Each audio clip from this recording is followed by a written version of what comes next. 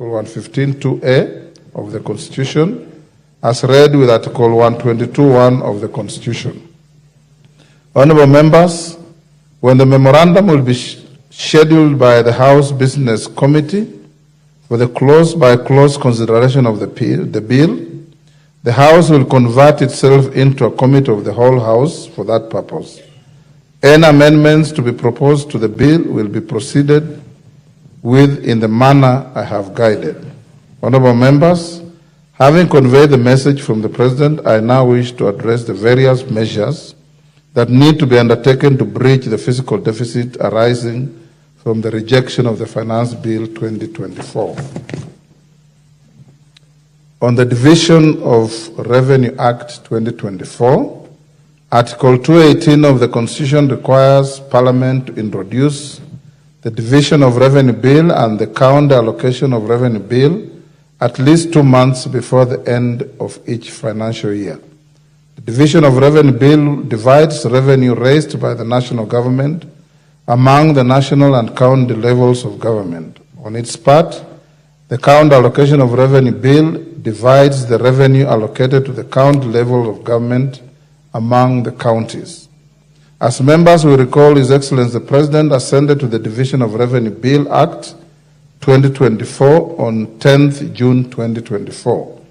The Act provides for the division of revenue raised nationally between the national government and the county governments for the financial year 2024-25. In particular, the Act provides that the total shareable revenue is Kenya shillings 2.9 trillion, out of which 2.5 trillion was allocated to the national government and 400 billion was allocated to county governments. The revenue apportioned by the Division of Revenue Act was based on projections of revenue intended to be raised by the national government in financial year 2024-25. As such, the amounts in the Division of Revenue Act 2024 may only be realized if the projected revenues are actually collected by the national government. Any shortfall in the projected revenue collection has a significant bearing on the shares apportioned between the two levels of government. Honourable members, it is estimated that the rejection of the Finance Bill 2024 will occasion a financial gap of approximately 346 billion. This gap shall significantly impact the amounts apportioned by the Division of Revenue Act, the revenue due to counties under the County Allocation of Revenue Bill 2024, and the monies appropriated to finance the budget for financial year 2024-25. On the County Allocation of Revenue Bill 2024, I am aware that on 10th July 2024, His Excellency the President did refer back the County Allocation of Revenue Bill 2024 to the Senate for reconsideration in light of the anticipated fiscal deficit. Article 219 of the Constitution obligates the national government to transfer the equitable share apportioned to counties in the Division of Revenue Act without reduction. To ensure that the national government does not default on its obligations, the Division of Revenue Act 2024 ought to be amended to reflect the revenue that the national government is capable of transferring to the counties in view of the current reality. Failure to amend the Division of Revenue Act 2024 shall result in the national government owing a financial obligation which it cannot clearly meet. In addition to the proposed reconsideration of the County Allocation of Revenue Bill 2024 by the Senate, it is expected that the chairperson of the Budget and Appropriations Committee shall introduce a bill to effect necessary amendments to the Division of Revenue Act 2024. On Supplementary Estimates 1, with regard to the monies already appropriated by the House to finance the budget for the year 2024-25, I wish to remind the House of the notification I issued on 12th July 2024, informing you of the submission of the first supplementary estimates for the financial year 2024-25, which I referred to the Budget and Appropriations Committee and the departmental committees for expedited consideration. The supplementary estimates seek to rationalize the financial year 2024-25 budget estimates to align with the revised fiscal framework and actualize expenditure cuts across the three arms of government, constitutional commissions, and independent offices. As guided in my notification on 12th July 2024, the Budget and Appropriations Committee is expected to table its report on the supplementary estimates on or before tomorrow, Wednesday, 24th July 2024. The House shall thereafter consider the said estimates and the resultant legislation to give effect to the revised fiscal framework and the proposed expenditure reductions. The House is accordingly guided, and I thank you. Members at the bar, take the nearest seats before the next communication.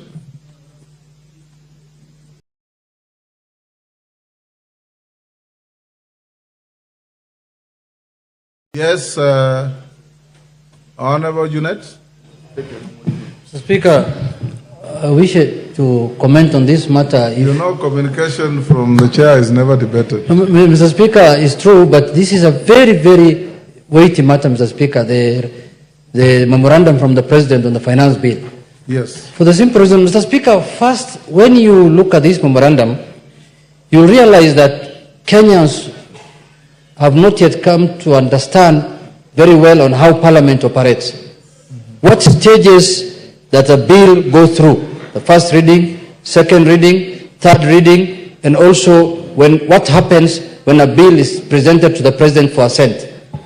So, Mr. Speaker, we used to have, as a friend of mine said that yesterday, that a colleague of mine, we used to have open days in Parliament where people used to be taken through these processes of the bill making, Mr. Speaker.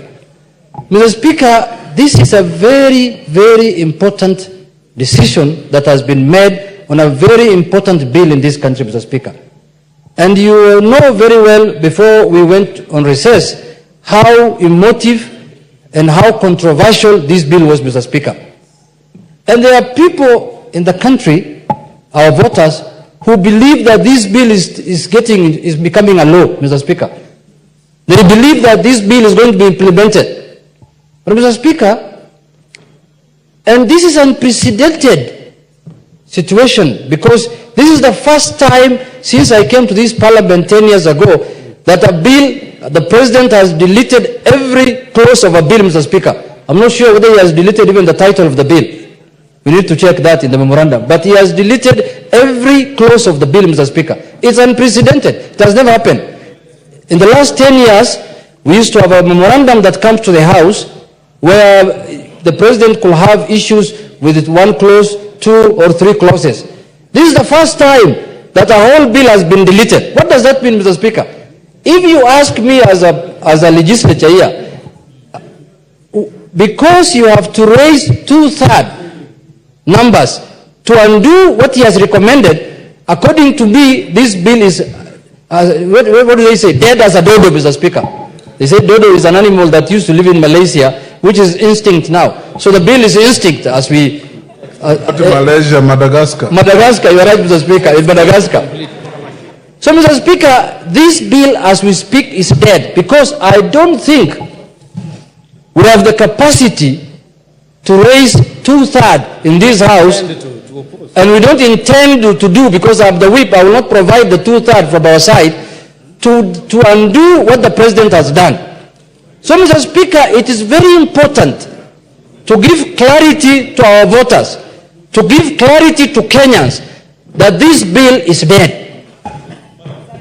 We only need to agree on a burial date where we are going to do the burial rites, and we bury it properly and we forget about it. It is buried. In our area it's called Teruburu. We just do the Teruburu and we finish with this thing, Mr. Speaker. You've made your point.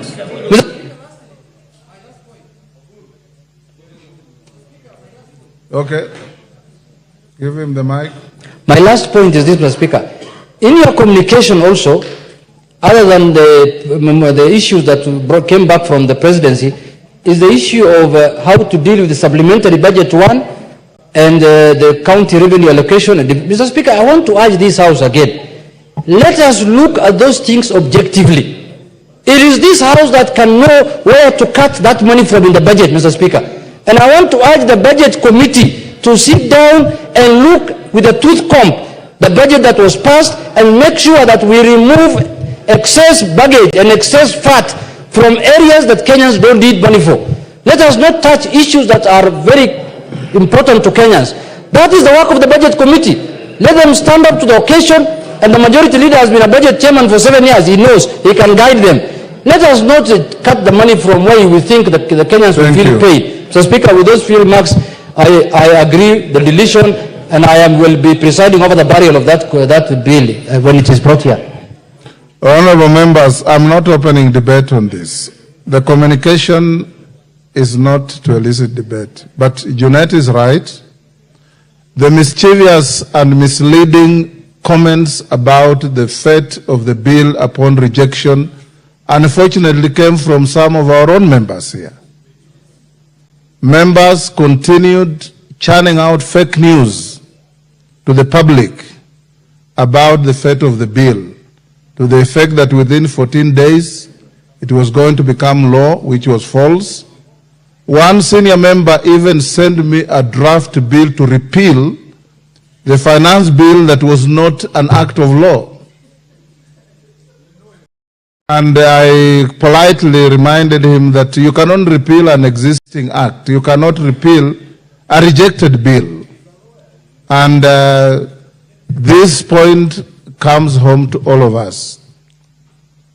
The finance bill was the genesis, probably the catalyst of the events that we have witnessed in the country. Continuing to churn fake news about the finance bill is to compound the problem in the country. So I urge all of us to follow the procedure.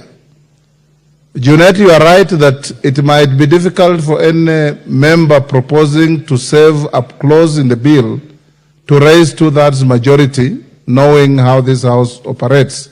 But under the Constitution and the standing orders, we must go through the entire rigmarole to make sure that the bill comes back to the House.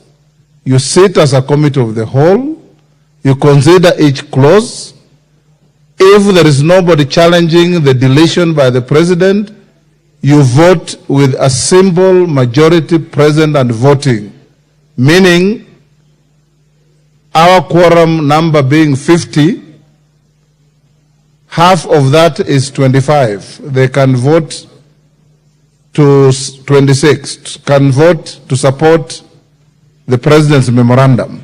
Any one of you wants to save any part of the bill, including the title, marshal 233 members when it comes so that you can vote to save it. Thank you. Yes, clap. Thank you, Mr. Speaker. I wish to, on behalf of the Finance Committee, to report that we've already met as a committee and done our report, and we are ready to table tomorrow morning, Mr. Speaker. Excellent. Then we will finish it even faster. Members on their feet, take your seats. I have another message to deliver. Owen, stop greeting colleagues and take a seat.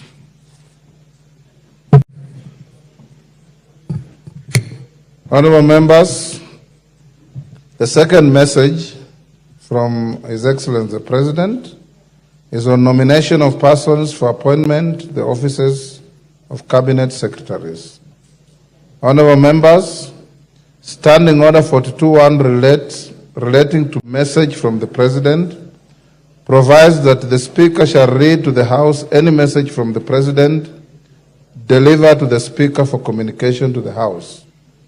In this regard, I wish to convey to the House that I have received a message from His Excellency the President notifying the nomination of various persons for appointment to the offices of Cabinet Secretaries.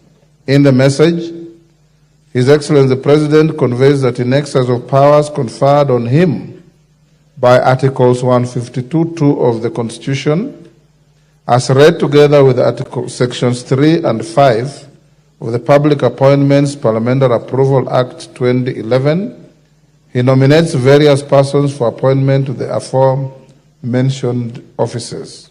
For clarity, Article 152(2) of the Constitution states, and I quote, "The President shall nominate and with approval of the National Assembly appoint Cabinet Secretaries." The names of persons submitted to this House for approval for appointment as Cabinet Secretaries are as follows. Honorable Professor Kithure Kindiki, EGH, Cabinet Secretary, Ministry of Interior and National Administration. Dr. Deborah Mulongo Barasa, Cabinet Secretary, Ministry of Health. Honorable Alice Wahome, EGH, Cabinet Secretary, Ministry of Lands, Public Works, Housing and Urban Development. Dr. Julius Migos Ogamba, Cabinet Secretary, Ministry of Education. Honorable Roslinda Soipan Tuya, EGH, Cabinet Secretary, Ministry of Defense. Dr. Andrew Mwihia Karanja, Cabinet Secretary, Ministry of Agriculture and Livestock Development. Order. Order. Order. On order. Honorable Rosalinda Soipan Tuya, AGH, Cabinet Secretary, Ministry of Defense. Dr. Andrew Mwihia Karanja, Cabinet Secretary, Ministry of Agriculture and Livestock Development. Order, honorable members. Order. Order. Honorable Aden Bare Duale, EGH, Cabinet Secretary, Minister of Environment, Climate Change and Forestry. Order. Mr. Order, honorable members. Order. Order. Order. I shall not repeat. Order. Honorable Eric Murithi Muuga, Cabinet Secretary, Minister of Water, Sanitation and Irrigation. Mr. Davis Chirchir, EGH, Cabinet Secretary, Minister of Roads and Transport. Dr. Margaret Nyambura Ndungu, Cabinet Secretary, Minister of Information, Communication and the Digital Economy. In view of the foregoing and pursuant to the provisions of Section 8 of the Public Appointments, order. Order. Order, honorable members.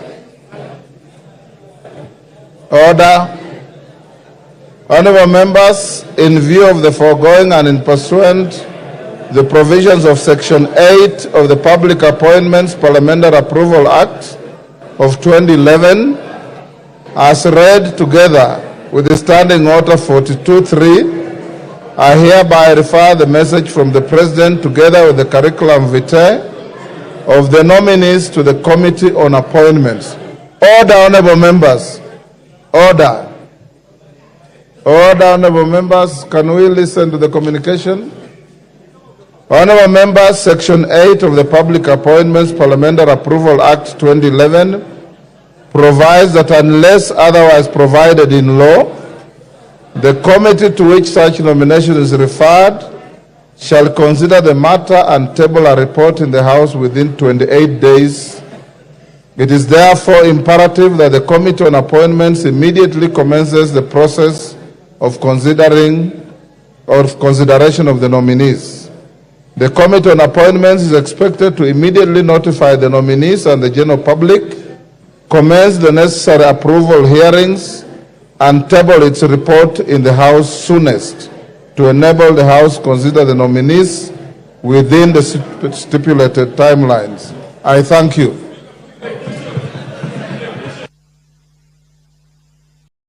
Next. No. Hakuna. Order.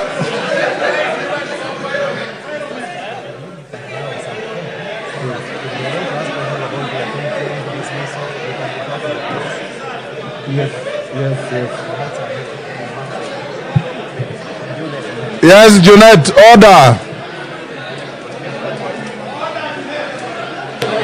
Order, honorable members. Junet, what is it? Huh? Yeah. Mr. Speaker. Order. Mr. Speaker. I'll come to you. Yes.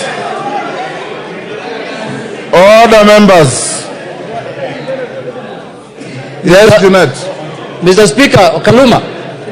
Mr. Speaker, they normally say in Parliament, what you communicate is what is communicated and that is what is final.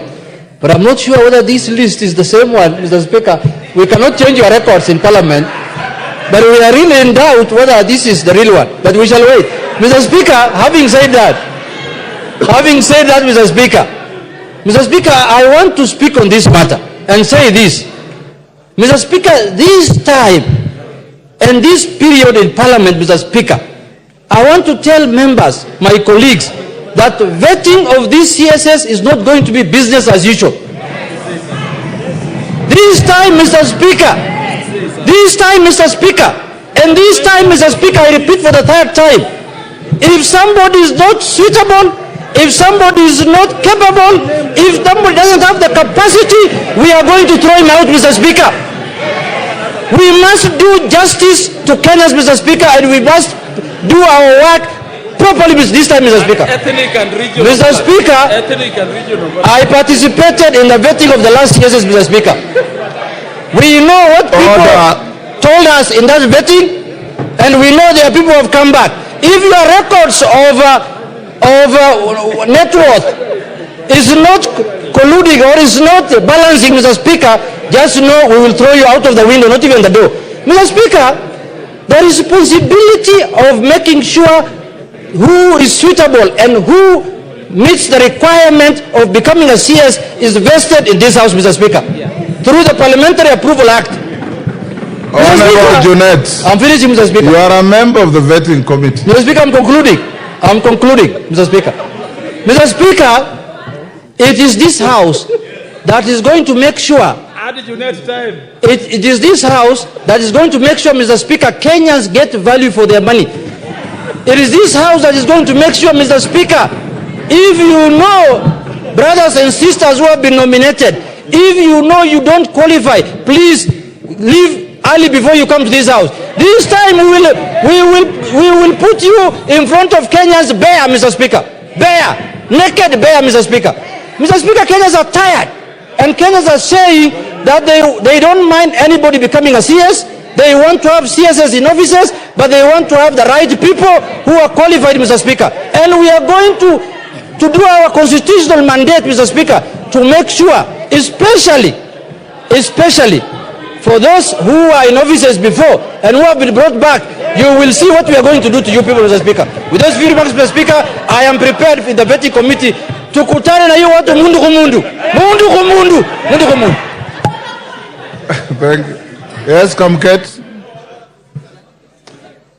Remember, honorable members, we don't debate communication such as this. Yes, Kamket. Thank you, Mr. Speaker. Mr. Speaker, while what you've read could be contradictory to what we heard the President announce, well, I would like you, Mr. Speaker, to confirm, indeed, that what you've read is actually what was communicated by the head of state. Number two, Mr. Speaker, I have heard the Honorable Junet threatening those cabinet nominees. The Honorable Junet, Mr. Speaker, while the bar must be raised high for anyone appointed to cabinet, Mr. Speaker, or any other public position, we do not also expect that we are going, or His Excellency the President is going to appoint angels into cabinet.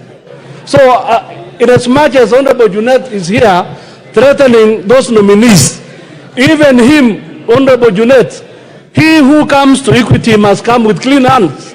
And therefore, he must not stand here and threaten the careers of other Kenyans as if he's a very clean man. Even him, we know him also. Order. There is no motion against him here. Yes, Sunguli.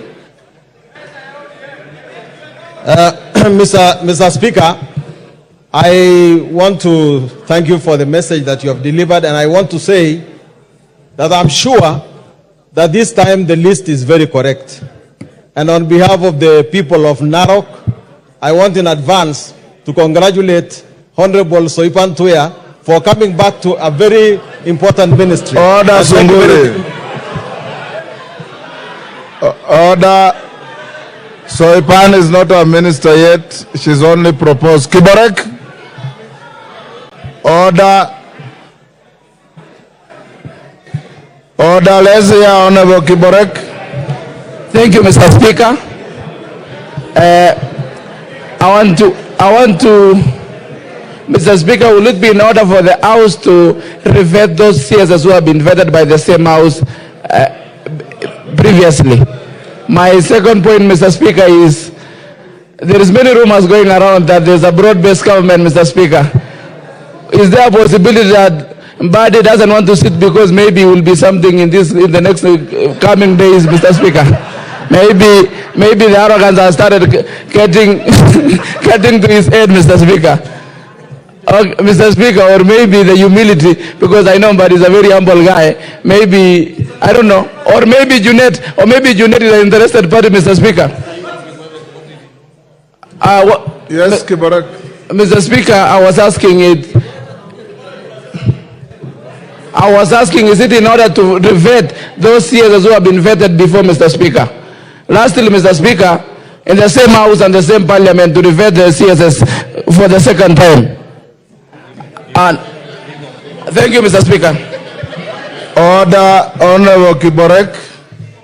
Under the Constitution and the Public Appointments Parliamentary Approval Act, everybody, whether they were in the dismissed cabinet or not, once reappointed, must be vetted by this House.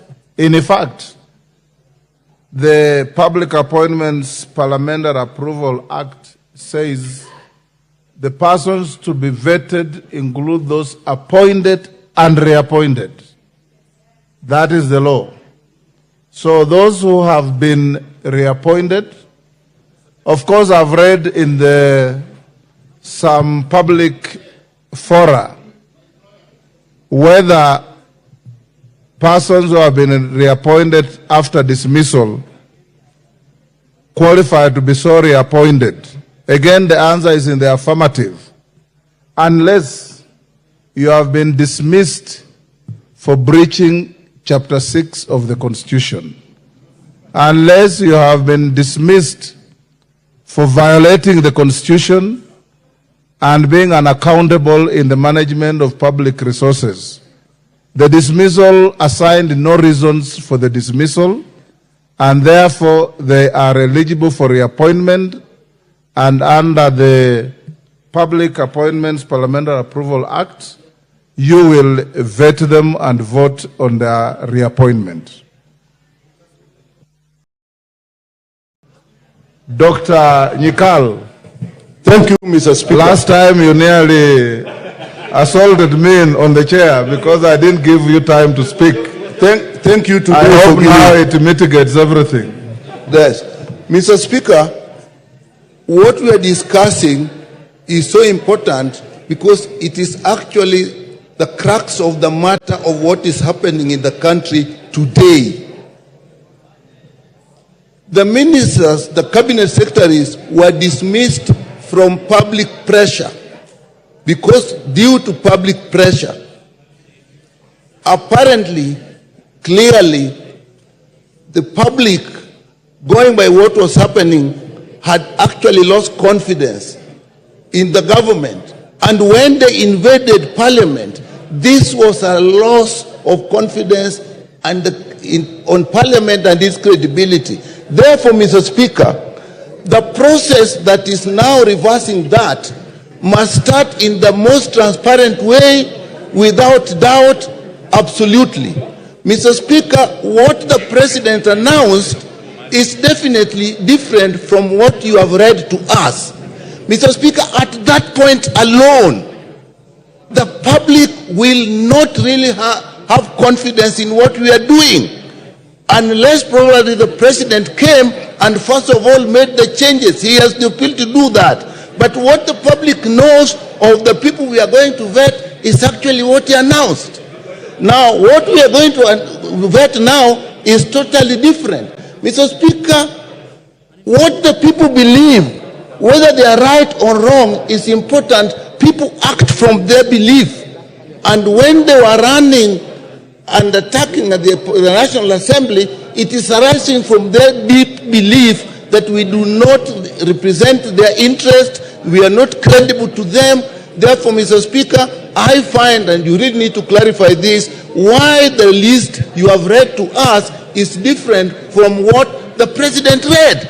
We are starting from a very weak point on that basis alone, Mr. Speaker.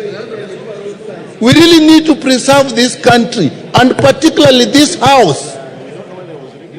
The challenges are going to be bigger. Leave alone the issue that you dismiss people and then you bring them back. The question is, why did you dismiss them in the first place? But leaving that aside, Mr. Speaker, that credibility is required. We should have the same list, Mr. Speaker. Honorable Dr. Nyikal, as a House of Parliament, we are a House of record. And the record we have is a communication from the Executive Office of the President. And it must be in writing and signed by the President. And it is right here. That is the President's signature, you can see.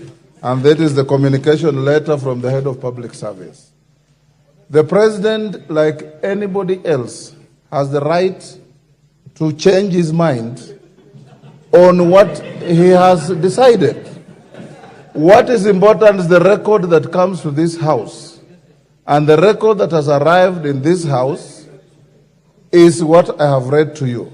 Remember that nobody will become minister, one, until and unless the President has written to Parliament, two, until Parliament has sat in committee and vetted, and three, until the whole House has voted on the report of the vetting committee.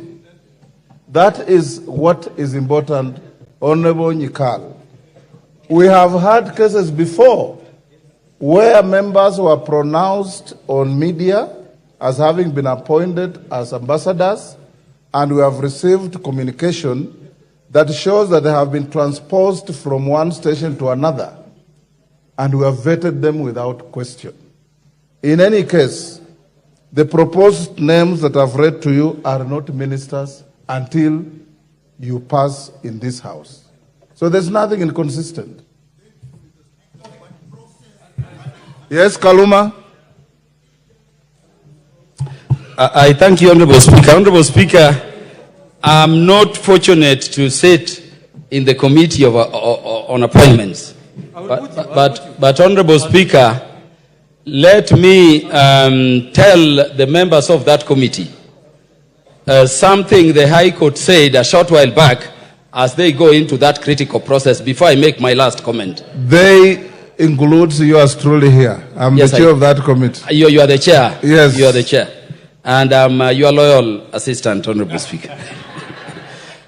Honorable Speaker, in the year 2018, this is what the High Court said regarding public appointments under the new constitution. And I quote, Honorable Speaker, that August 27th, 2010 ushered in a new regime of appointments to public office, whereas the past was characterized by open corruption, tribalism, nepotism, favoritism, scrapping the barrow, and political patronage. The new dispensation requires a break from the past. The Constitution, sorry, Honorable Speaker, the Constitution signifies the end of jobs for the boys era. Article 10 sets out the values that must be infused in every decision-making process. Honorable Speaker, I'm saying this is a critical reminder to us because we are at a point in time when the nation is looking unto this House to provide the leadership it needs. Honorable Speaker, it is for this reason that last week, even as the ODM party, independent parties of Azimio also, we sat and said that the government of Kenya belongs to all of us. And Honorable Speaker, we met as ODM and we resolved so. I'm saying this because I don't want some confusion I've seen circulating.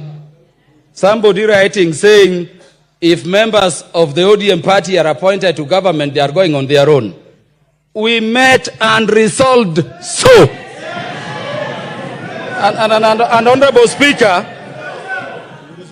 don't say no. When the ODM party speaks, even as Azimio has spoken, Honorable Speaker, there is a tendency coming up in this country. Honorable Speaker. Honorable Speaker. Honorable Speaker, let me explain to these people the law. Let me explain to these people the law. I will speak. Order. Honorable Speaker. Honorable members. Honorable Jalas. Yes. Yeah, we want to speak. This is not a baraza in Langata. This is a House of Parliament. Go on. Honorable, let me address, Honorable Speaker, what is in Article 232 of the Constitution. It says the public service will have the face of Kenya. All ethnic communities will be there. Persons of the gender quotas prescribed under Article 27 will be there. Honorable Speaker, as a person from an ethnic community, I will not agree to a position where people says everybody is in the government of Kenya except Luos. Yet Luos also pay taxes. Honorable Speaker, I therefore want to congratulate the President for the appointment, but request the President that within the week, as soon as tomorrow, we want to see those other appointments Baba was to forward to him. And we want all of them approved. And Honorable Speaker, if that can happen, then we are going to push this thing very fast. We cannot leave anybody out. And Honorable Speaker, let me send a warning. We want to tell people sending conflicting positions from the ODM to remember that they are on an interim position in those positions. We can remove them if we resolve a position and then they contradict it. This one has to happen for the good of the nation, and we are telling the government we are ready to serve to secure that Kenya moves properly. Thank you, Honorable Speaker. Order, honorable members. Order. Next order.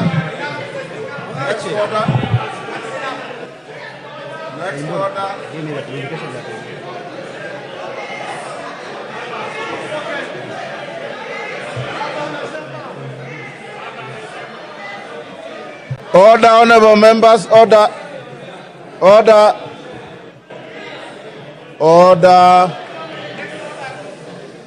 That order of messages is over.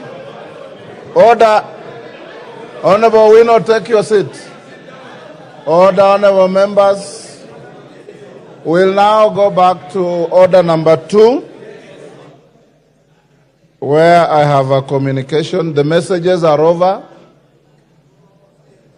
The message on finance bill and appointments is over. Honorable members, I have a communication. Order. Order, Honorable Were. Order. This is a communication on allegations of bribery of members of parliament in the discharge of parliamentary duties. Order, I don't want any assistance. Just do the listening, let me do the talking.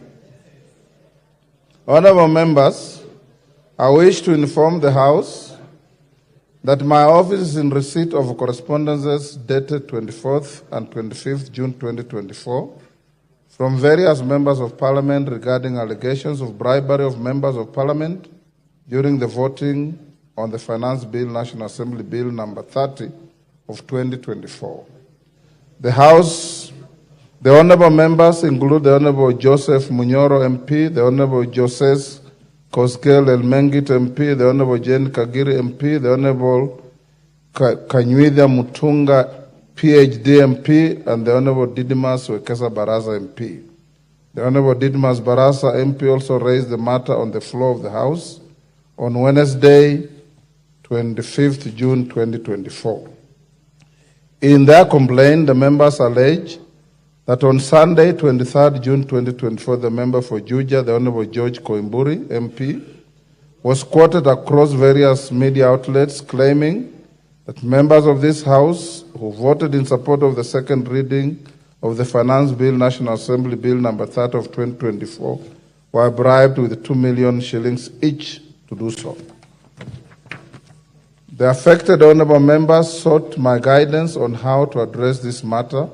In their estimation, the assertions attributed to the Honorable Koimburi, if left unsubstantiated, continue to bring shame and odium to members of Parliament and paint the entire House in bad light. Honorable members, you will recall when the matter was raised on the floor of the House, I did undertake to give a considered ruling at the next sitting of the House, which is today. In a related development, I wish to inform the House that I have also received a letter dated 22nd July 2024 from the Honorable Koimburi, titled Apology Letter. The letter indicates as follows, I quote, I, George Koimburi Ndungu, of ID number, elected member of Parliament for Juja constituency, would like to tender my apology to the House leadership and my colleague members of Parliament. I understand we are living on a very dynamic and sensitive times, and my utterances in the past may have caused some problems in the country. I am remorseful and humbly seeking for forgiveness. As an ambassador of peace, I pray that peace do prevail in our country. God bless Kenya. Order. Today, honorable members, at the rise of the House Business Committee at 1:45 p.m., I did call the Honorable Koimburi to ascertain his authorship of the letter. The Honorable Koimburi did confirm authorship of the letter and further denied any claims that he had disowned the letter and its contents. The Honorable Member further indicated that he is currently away in Mombasa and unavailable to attend the sitting of the House until Tuesday, 30th July 2024. Honorable members, any allegation of corrupt practice, bribery, or attempted bribery is sustained on the privilege of the institution of Parliament and deserves expeditious investigations and resolution. The practice and precedents applicable of the House require that any issue touching on the privilege of the House should be dispensed with as a matter of priority.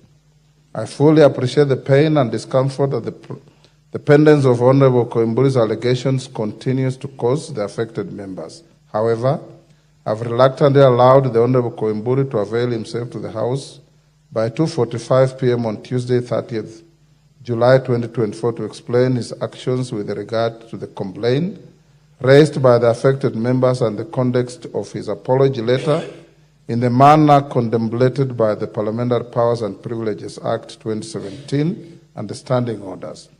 Thereafter, I shall guide the House on any subsequent actions to be taken in the matter. That is accordingly guided. The House is accordingly guided. I thank you. Yes, Majority Leader. Honorable Speaker, thank you for that communication. Honorable Speaker, we are well guided as to your directions on Honorable Koimburi. But Honorable Speaker, I'm a bit concerned because last evening, a gentleman from his office, who I'm told is his constituency office manager, delivered a copy of that letter, and the letter indeed you are alluding to, you will see, is also copied to the offices of the Leader of Minority and the Office of the Leader of Majority. Honorable Speaker, I was able to check after the House Business Committee this afternoon, when you raised the matter before the House Business Committee, that indeed the Honorable Koimburi's PA, when he delivered the letter to my office, the copy that was stamped in my office had only one stamp. But the PA had another copy which was stamped twice, because at one instant the rubber stamp was upside down, and therefore it was stamped twice. And members will note, and Kenyans will note, that that is a letter that was circulating on social media, because I had to take great offense with my staff when I suspected they had circulated a letter on social media before I even saw it myself, because I was seeing it when I was already home after 8 p.m.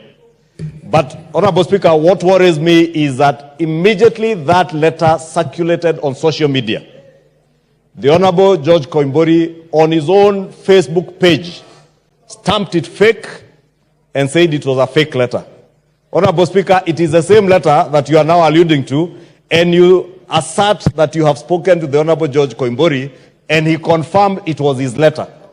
Therefore, Honorable Speaker, even as the Honorable George Koimburi comes to shed light on what he said on the matters that were complained to, I think his behavior last evening, today, and the days before that, Honorable Speaker, brings into disrepute not just his image as an honorable member of parliament, but also the integrity of the office he holds, Honorable Speaker.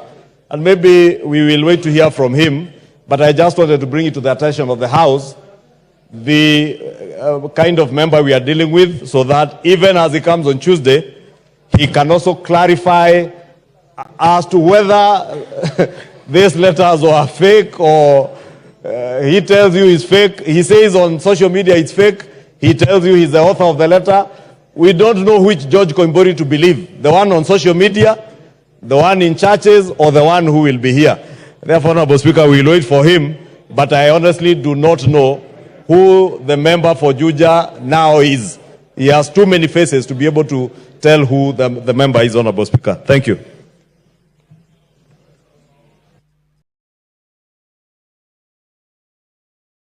Honorable Amawa. Thank you, Mr. Speaker, for giving me a chance. Mr. Speaker, I want to support whatever the Leader of Majority has said. And Mr. Speaker, when you look at the letter that was circulating in the social media, together with whatever you have read, Mr. Speaker, it does not even detail the reason as to why he's giving an apology. So, Mr. Speaker, later on, Honorable Koimburi may say that he was not giving an apology on the level of the issue of the 2 million. So, Mr. Speaker, that letter is a bit ambiguous on the state as to why he's giving an apology. Mr. Speaker, we want to have, if at all we are to agree, a letter that is talking of an apology over an allegation that the members were given 2 million. But that one is vague and a bit ambiguous. Thank you, Mr. Speaker.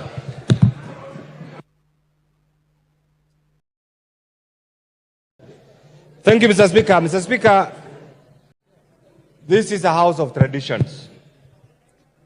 And that's why this house is called the August House.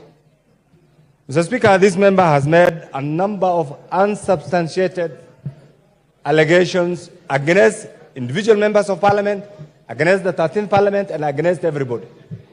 As much as that apology, on the face of it, as a human being, I may be tempted to accept.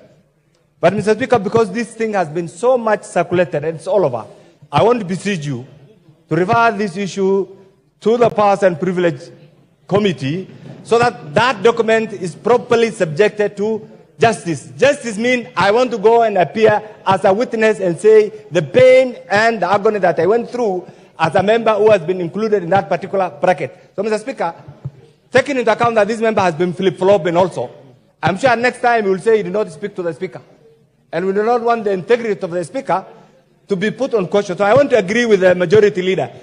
For us to be fair, for us to be contented, for us to be satisfied, we beseech you to refer this to the Powers and Privileges Committee, and it will not only deal with this issue, it will also deal with any other member, any other will-be member who will be casting aspersion on the integrity of this House as a House and also individual members. So, Mr. Speaker, I speak to you.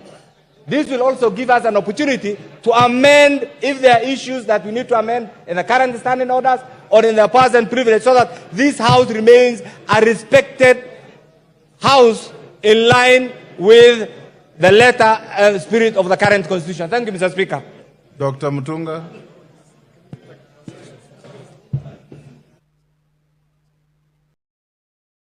Thank you, Honorable Speaker.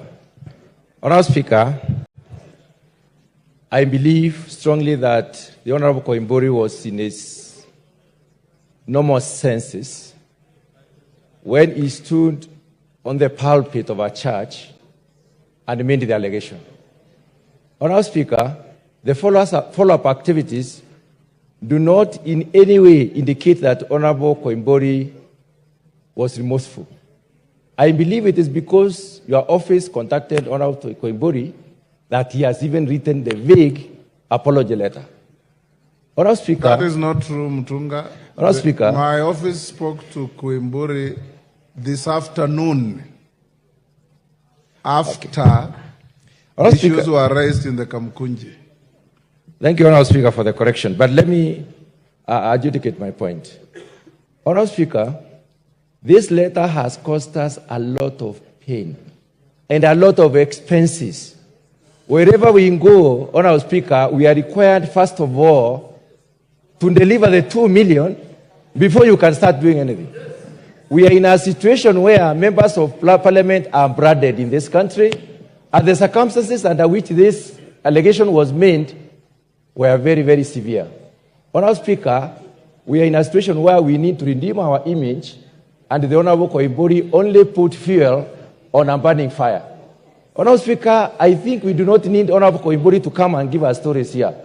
I know, Honorable Speaker, you have the discretion, but the House, the committee should be given the responsibility that we may be able to go and tell Honorable Koimburi what we have gone through, so that he may be able to suffer a bit, because he has subjected us to a lot of suffering. Many people have lost their property because of such allegations, Honorable Speaker. Mama Nairobi. Thank you, Honorable Speaker, for giving me this opportunity to contribute.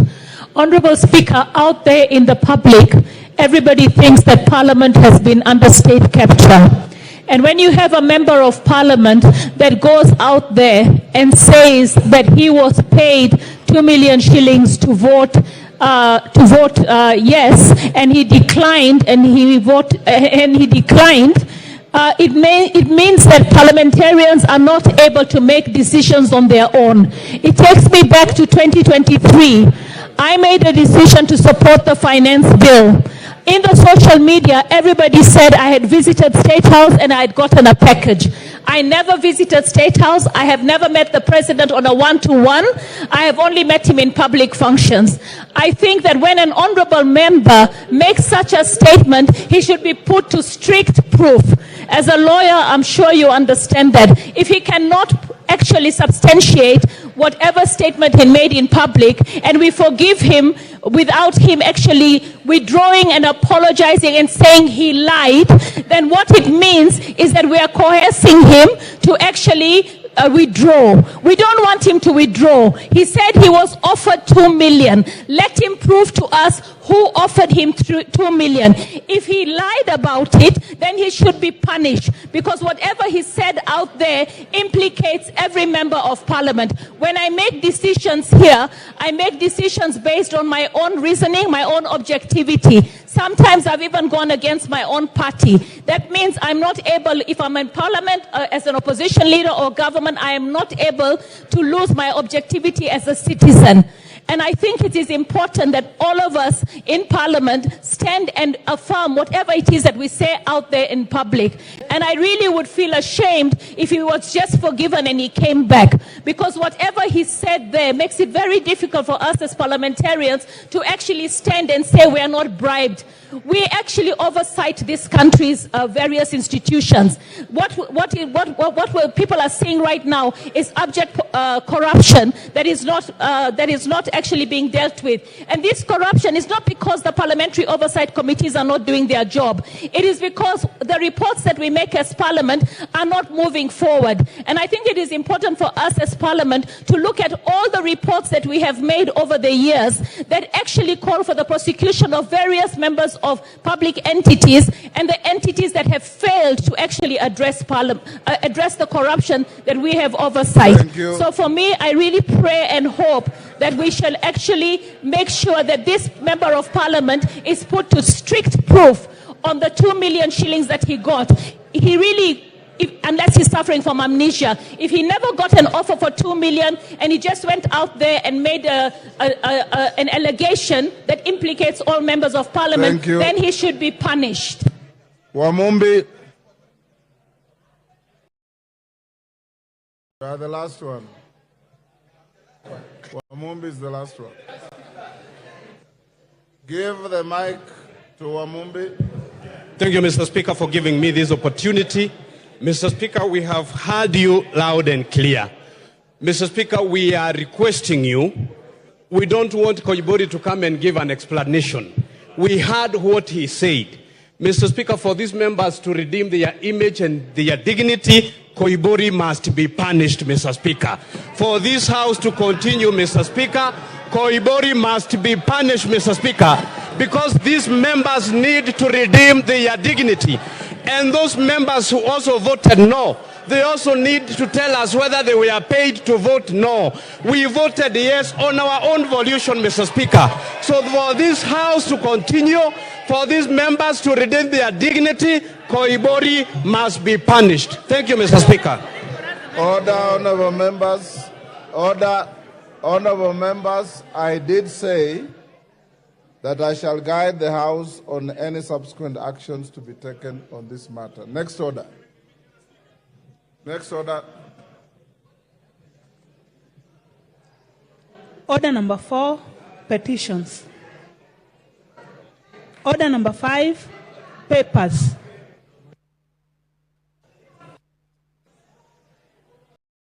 Majority Leader. Yes, the mic. Naomi. Yeah. Honorable Speaker, I beg to lay the following papers on the table of the House today, Tuesday, July 23rd, 2024. 1. Supplementary estimates, 1 for the year 2024-2025 from the National Treasury and Economic Planning and the following accompanying documents. A. Program-based budget. B. Recurrent estimate. C. Development estimate, Volume 1 and Volume 2.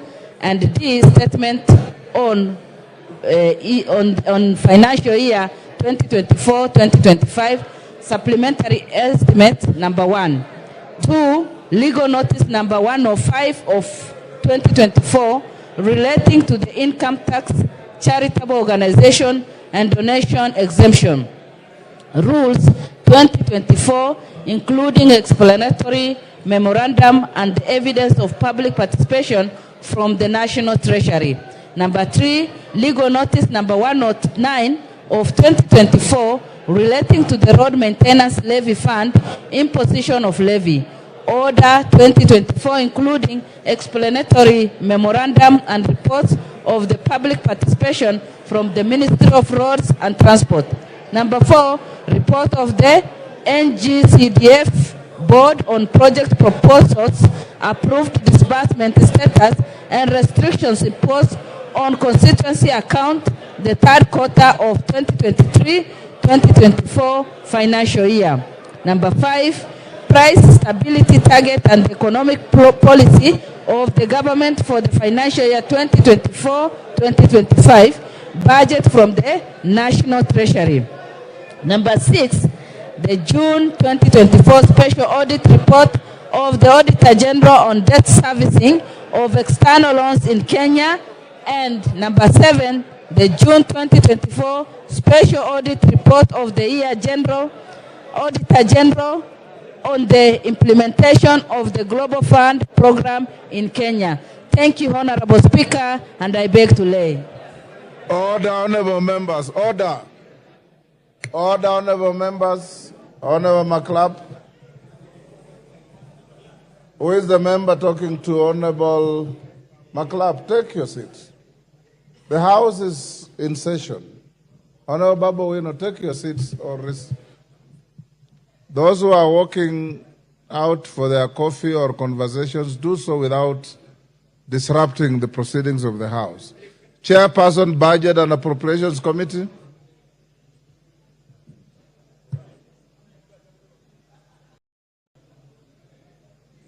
Is Honorable Ndindi Nyoro here?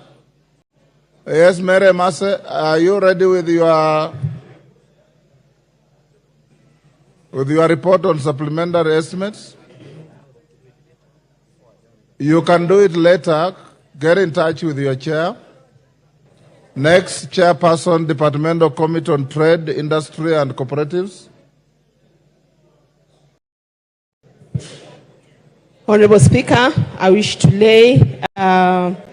beg to lay the following paper on the table of the House today, Tuesday, 23rd July 2024. That is the report on the Departmental Committee on Trade, Industry and Cooperatives on its inspection visit to the new Kenya Planters Cooperative Union or new KPCU warehouses in Nairobi, Sagana and Meru. Thank you, Mr. Speaker. Thank you. Next, Chairperson, Departmental Committee on Finance and National Planning. Member for Cases. Thank you, Mr. Speaker. Honorable Speaker, I beg to lay the following paper on the table of the House today, Tuesday, 23rd July 2024. Report of the Departmental Committee on Finance and National Planning on its consideration of the President's Memorandum on the Finance Bill, National Assembly Bill number 30 of 2024. Thank you. I beg to lay. Order number 6. Next order.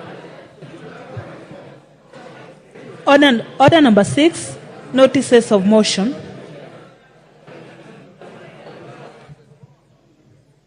Honorable Emase, we wait for your chairman. You will be given an opportunity to table and give notice of motion. Chairperson, Departmental Committee on Trade, Industry and Cooperatives. Thank you, Mr. Speaker. Mr. Speaker, I'd like to give notice of motion.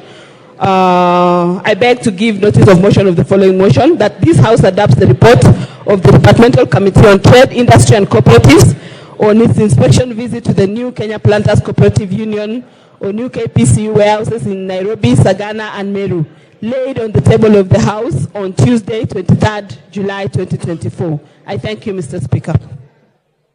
Order. Order number 7, questions and statements. Next.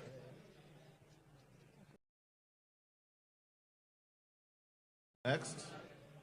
Order number 8, motion. Public petition on funds spent contrary to the provisions of Article 223 of the Constitution. Resumption of debate.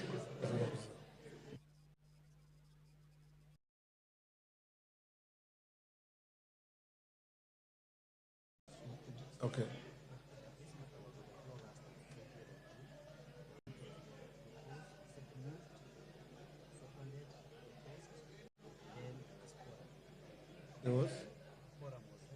Honorable members, we are now at order. Order, members. We are now at order number 8, public petition on funds spent, conduct provisions of Article 223 of the Constitution. Order, my record shows that Honorable Nimrod Mbai moved the motion. Honorable Janet Sitiene seconded the motion. The question was proposed, and Then there was a member who claimed there was no quorum. So we now open to debate.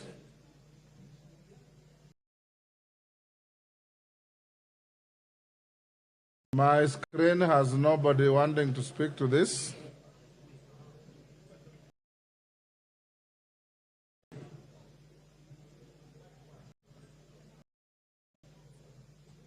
Mover Nimrod. Where's Nimrod? Janet Sitianei. The seconder, who is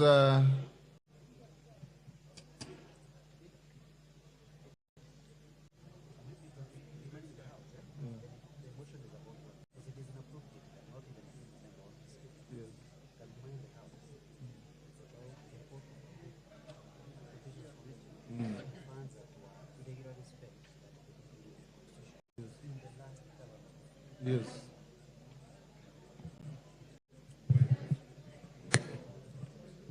Yes, Makali Mulu.